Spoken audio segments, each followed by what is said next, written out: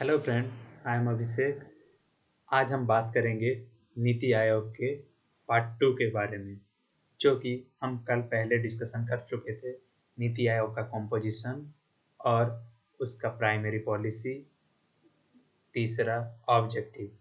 आज हम बात करेंगे नीति आयोग के तीन तीन ऐसे बड़े ऑफिस के बारे में, जो कि नीति आयोग का वर्किंग और उसका ऑफिस और जो बोलते हैं कि डेवलपमेंट के लिए काम करता है। पहला है कि हमारा नीति आयोग का 3 विंग है।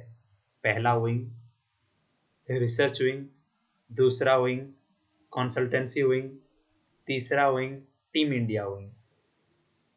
Research, consultancy and team India wing actually है क्या? रिसर्च विंग मतलब कि इस विंग्स में कुछ एक्सपर्टी, कुछ स्कॉलर, कुछ एजुकेशनलिस्ट, इस टाइप के लोगों को बुलाए जाते हैं जो अपने अपने फील्ड में बहुत महारत हासिल कर चुके होते हैं। इन्हें बुला के इनसे विचार विमर्श किया जाता है कि क्या किया जाना चाहिए। दूसरा है हमारा कंसल्टेंसी विंग। कंसल्टेंसी विंग का काम ये है कि यहाँ पे बहुत सारे इंस्टीट्यूशन के, चाहे हमारे भारत के जितने भी NIRF रैंकिंग इंस्टीट्यूशन हैं, सभी से, और जो एक्सपर्ट होते हैं हर एक फील्ड में, उनसे कंसल्टेंस दिया जाता है। पहला होता है रिसर्च विंग, जो कि रिसर्च करेंगे कि कौन से फील्ड में हमारा ज़रूरत है, किसमें। और होता है कंसल्टेंसी फील्ड, मतलब कि राय विमर्श करेंगे। रिसर्च में भी राय विमर्श होता है, लेकिन रिसर्च वो क्या जरूरत है उसके बारे में वो जान पाएंगे। मतलब कि क्या हमारा, और एक बार अगर ये करेंगे तो हम कैसे इसको इम्प्रूव कर सकेंगे। रिसर्च विंग का काम यही है कि कोई बिलो पॉवर्टी लाइन के लिए, पॉवर्टी के ऊपर, जो बोलते हैं भारत जब से स्वाधीन हुआ तब से पॉवर्टी के ऊपर फाइट चल रहा है, लेकिन आज तक हम उस लेवल तक सक्सेस नहीं पा चुके हैं जिस लेवल का हमें सक्सेस पाना था। तो इसीलिए इसी फील्ड के ऊपर भी रिसर्च विंग काम करेगा। जैसे कि कंसल्टेंसी की इससे अच्छा हम क्या स्कीम लाएं या क्या पॉलिसी लाएं जिसमें कि हमारा इम्प्रूव हो सके। इसीलिए नीति आयोग का तो 3 विंग्स हैं, research wing, consultancy wing, team India wing. Team India wings मतलब कि हमें पूरा भारत में जितने भी स्टेट हैं, स्टेट और सेंटर को, दोनों को मिल के काम करना पड़ेगा। स्टेट और सेंटर को दोनों को काम करना पड़ेगा। Actually centre is not a right word. Actually हमारे संविधान में सेंटर शब्द बयां नहीं किया गया है, वहां पे यूनियन शब्द का बयां किया गया है।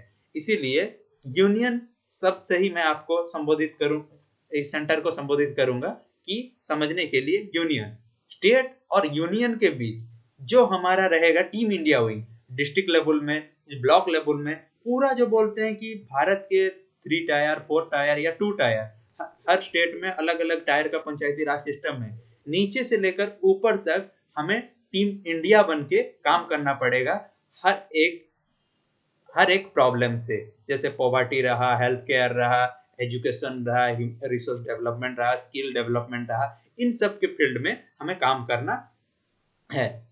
और इसका ये जो 3 विंग था, इसका पहला प्रायोरिटी है national development priority. National development, हम नेशन को कैसे बिल्ड कर सकते हैं, जैसे कि रोडवे हुआ, इलेक्ट्रिसिटी, हर किसी को आज के डेट में आप जानते होंगे प्रधानमंत्री आवास योजना का भी स्कीम चल रहा है कि हम एक बेसिक नीड से हम फुलफिल करने के बाद ही हम नेशनल डेवलपमेंट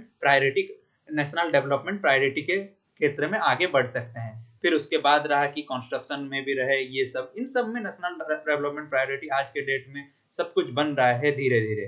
दूसरा है कि हमारा कोऑपरेटिव फेडरलिज्म का मतलब ये है कि स्टेट और सेंटर, मतलब कि स्टेट और यूनियन दोनों मिलके काम करेंगे कोऑपरेटिव फेडरलिज्म में। Cooperative federalism actually federal structure का मीन्स ये है कि स्टेट और सेंटर जहां पे दोनों के पास नियम बनाने का अधिकार होता है, उसे बोलते हैं फेडरल स्ट्रक्चर। यूएसए में फेडरल स्ट्रक्चर है, हमारे इंडिया में भी फेडरल स्ट्रक्चर है, लेकिन हमें कोऑपरेटिव फेडरलिज्म, ISM, फेडरलिज्म का आईएसएम जहाँ पे लग जाता है, वहां पे हम ह्यूमंस जितने भी मानव जाति को है उस चीज को मेंशन किया जाता है आईएसएम। तो यहाँ पे क्या किया है, कोऑपरेटिव फेडरलिज्म मतलब स्टेट के जितने हैं, और जो बोलते हैं कि सेंट्रल लेवल में जो कि यूनियन में पूरे स्टेट और यूनियन के मिल के पब्लिक को, या जो बोलते हैं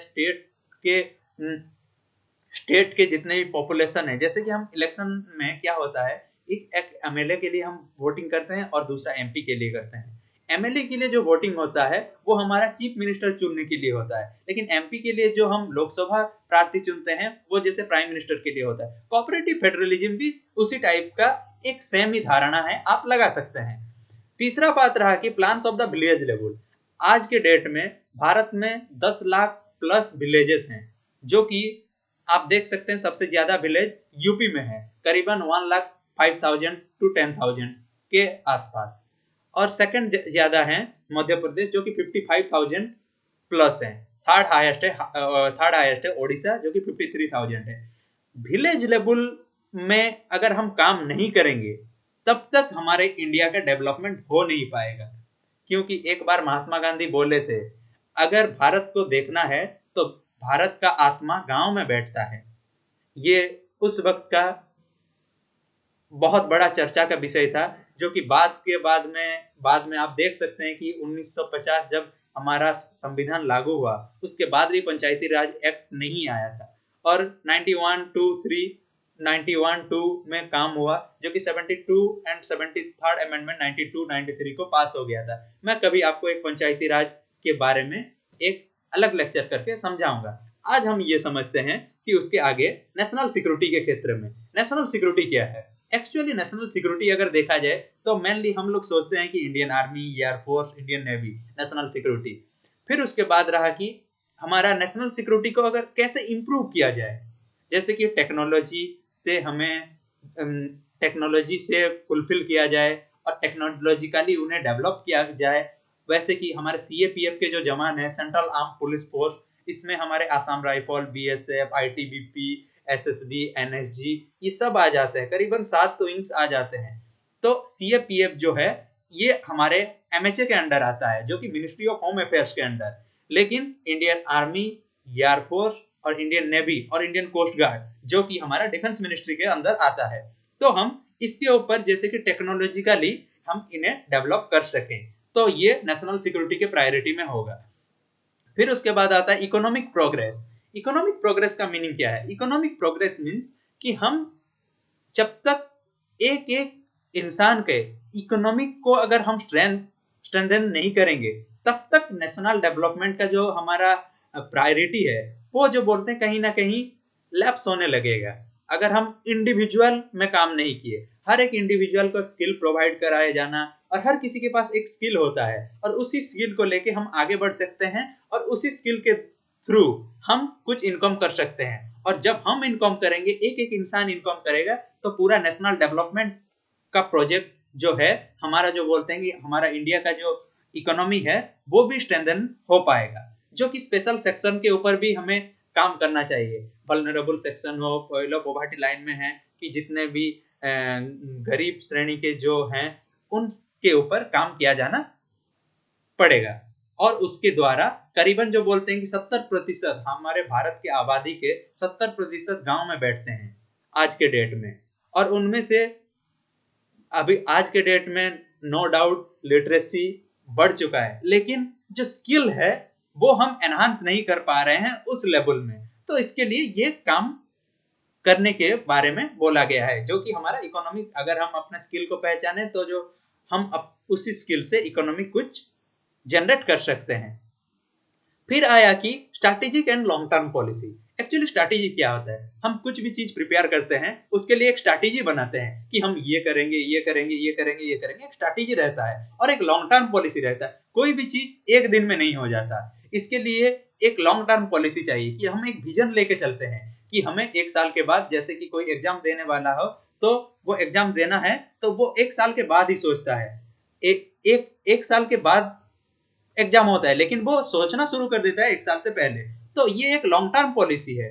वैसे भी जब हम इतने बड़े नेशन बिल्डअप के बारे में बात कर रहे हैं तो हमें एक लॉन्ग टर्म विजन चाहिए। चाहे जैसे कि 75 साल के लिए 2022 के लिए हमारे कुछ मिशन है।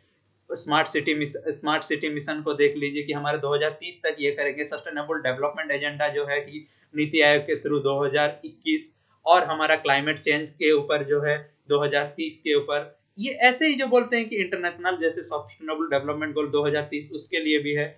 भारत को जब 100 साल होगा 2047 जब 100 साल होगा उसके लिए हमारा एजेंडा क्या रहेगा। ऐसे ही जैसे 5 ट्रिलियन इकोनॉमी 2024 के बारे में ये एक हमारा लॉन्ग टर्म विजन है। उस विजन के अंडर हम सब कुछ को ले आएंगे। फिर उसके बाद रहा कि हमारा एक स्ट्रैटेजी तो हर किसी में हम फॉलो करते हैं। कोई स्कीम के ऊपर एक स्ट्रैटेजी करके हम लॉन्ग टर्म विजन में चल सकते हैं। जैसे स्वच्छ भारत मिशन अभी 2015 शुरू हुआ, लेकिन अभी तक हर डिस्ट्रिक्ट, स्टेट, नीचे लेवल में हम काम कर रहे हैं। फिर उसके बाद रहा कि educational and policy research institution. आप जानते होंगे educational and policy research institution में एक चीज में हम काम करते हैं कि educational and policy research institution, मतलब कि आज के डेट में जितने भी आईआईटी हैं, आईआईएम हैं, चाहे आईआईएससी हैं, जितने भी टेक्निकल इंस्टीट्यूशन हैं, उसके साथ भी भारत सरकार ने नेशनल स्किल इंस्टीट्यूट शुरू कर दिया है, जो कि अभी अभी हमारा स्किल के ऊपर भी काम किया जाएगा। इससे हम क्या करेंगे कि हम अपने एजुकेशनल इंस्टीट्यूशन में रिसर्च को बढ़ावा दे सकेंगे, और रिसर्च को जब बढ़ावा दे सकेंगे तो हम एक वर्ल्ड लेवल में हम अपने आप को रिप्रेजेंट कर सकते हैं। और अगर हम उस लेवल तक पहुंच गए, मतलब कि हम एक पहुंचेंगे एक जगह तक, जब पहुंच जाएंगे तो हमारा नेशन बिल्डिंग के हमारा पूरा कंट्री के economy, GDP, GVA, per capita income हर किसी के ऊपर असर करेगा। जब तक हम एजुकेशनली, स्किलफुली, रिसर्च में हम कंट्री को स्ट्रांग नहीं करेंगे, तब तक नेशन बिल्डिंग पॉसिबल ही नहीं है। तो उसके बाद रहा कि हमारा sustainable and equitable development. Sustainable development हाल ही आज के डेट में न्यूज़पेपर और न्यूज में सुने होंगे। सस्टेनेबल डेवलपमेंट एक्चुअली है क्या? सस्टेनेबल डेवलपमेंट एक्चुअली ये है कि हम सस्टेनेबल ग्रोथ करते हैं, जैसे कि पॉवर्टी, जैसे कि हमारा हेल्थ केयर, जैसे कि एजुकेशन। ये स्कीम हमारा आफ्टर इंडिपेंडेंस के बाद भी चलता आ रहा है, लेकिन हम उस लेवल तक सक्सेस नहीं पा चुके जिस तक हमें पाना चाहिए, लेकिन कुछ हद तक हमें मिल चुका है। तो इसके ऊपर हमें एक सस्टेनेबल मेंटेन करना चाहिए कि वक्त के साथ, जैसे कि आज के डेट में एजुकेशन है, सब कुछ है, लेकिन रिसर्च विंग हमारा वीक हो चुका है। तो रिसर्च के ऊपर हमें काम किया जाना चाहिए, स्किल डेवलपमेंट के ऊपर काम किया जाना चाहिए कि हमें एक वर्ल्ड को एक इंटरनेट के थ्रू एक कनेक्ट होने के लिए मौका मिल रहा है, जो कि हम अपना स्किल को हो, जैसे कि कोई ग्राउंड लेवल में आज के डेट में आपको सब कुछ इंटरनेट में मिल ही जाएगा। इसीलिए आप देख सकते हैं कि एक फील्ड में हम सस्टेनेबल एंड इक्विटेबल डेवलपमेंट के बारे में बात कर सकते हैं कि आज के डेट में, जैसे कि पहले एक जमाने में था कि कोई इंसान कोई एक जगह से दूसरी जगह तक आने के लिए डरता था। क्यों? क्योंकि जो बोलते हैं उसके पास वैसा कोई साधन नहीं था कि वो यहाँ से यहाँ तक जा सके, और उसके लिए वो डर था कि वहां अगर जाऊंगा तो मेरा क्या होगा, ये क्या होगा, ये क्या होगा। लेकिन आज के डेट में अगर हम देखें तो ये चीज हमें बहुत इजी लग रहा है कि क्योंकि हमें इंटरनेट के थ्रू सब कुछ मिल जा रहा है, और इससे मिलने के बाद इसी चीज को बोला जाता है कि सस्टेनेबल एंड इक्विटेबल डेवलपमेंट, कि वक्त के साथ साथ हमारा सस्टेनेबल डेवलपमेंट होता गया। और धीरे धीरे आज जो एक जमाने में एक टेलीफोन था, फिर उसके बाद मोबाइल फोन आया, मोबाइल के बहुत आज के डेट में मोबाइल फोन में जो कि इंटरनेट फैसिलिटी है 3G 4G 5G, धीरे धीरे ऐसे ही करके हमारा जैसे टेक्नोलॉजी डेवलप हो रहा है वैसे ही डेवलपमेंट करेगा। इसी को बोला जाता है सस्टेनेबल एंड इक्विटेबल डेवलपमेंट। एक वक्त के साथ जो होता है उसे बोला जाता है sustainable and equitable development. Next video में हम बात करेंगे अदर फंक्शन के बारे में नीति आयोग के। Thank you.